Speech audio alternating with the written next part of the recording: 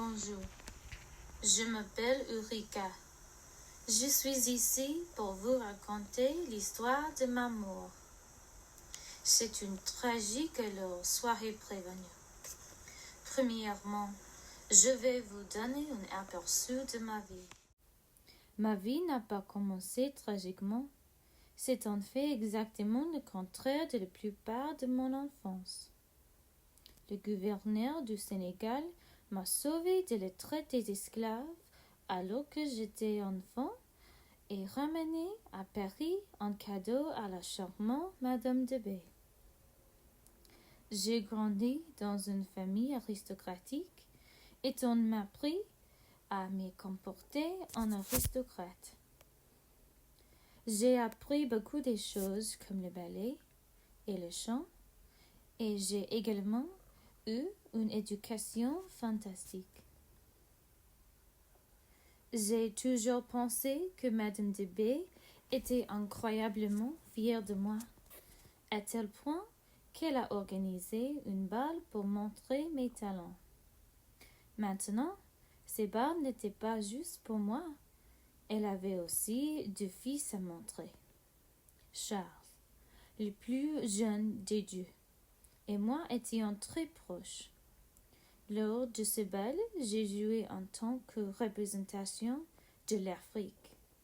Ce que je n'avais bien sûr pas compris exactement ce que cela voulait dire à l'époque. J'ai fait une belle performance et j'étais très fière du spectacle.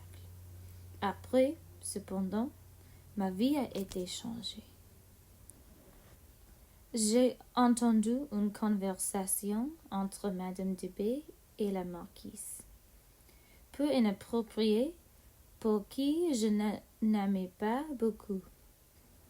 La marquise a expliqué comment je serais toujours seule. J'étais destinée à vivre une vie de solitude et de mélancolie.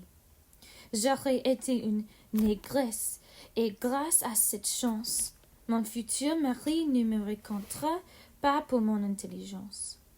Cela m'a brisée. Je suis presque tombée dans une attaque de panique complète. Je n'ai jamais vu mes différences. À partir de ce moment-là, j'ai recouvert ma peau et enlevé tous les miroirs de ma chambre. J'avais honte de ma peau et du lien que j'avais avec mon espèce. Charles est rentré à la maison à cause des événements de la Révolution. Madame de B l'appela chez lui après le mot du roi. Nous passons beaucoup de temps à marcher et à partager ensemble les joies et les peines de la vie.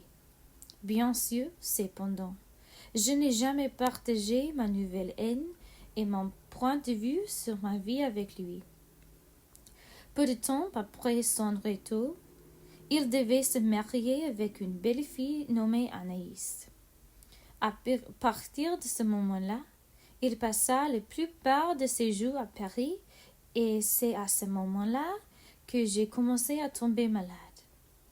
J'étais sur le point de mourir quand tout le monde est parti pour aller à son mariage en ville. J'ai alors réalisé que tout ce que j'avais été eu et qu'ils avaient tellement plus que moi. J'ai passé mes années à sujeter la mort. Pour aggraver les choses, un jour, la marquise est revenue pour me rendre visite et pour parler.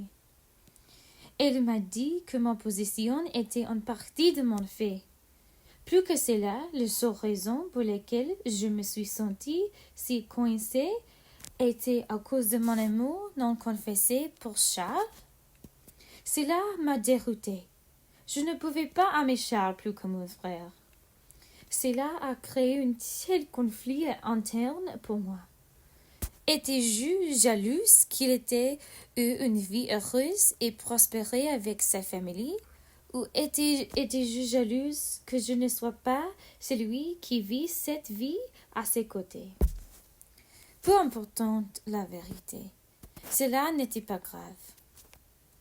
J'ai failli mourir, mais finalement j'ai été sauvée par Dieu.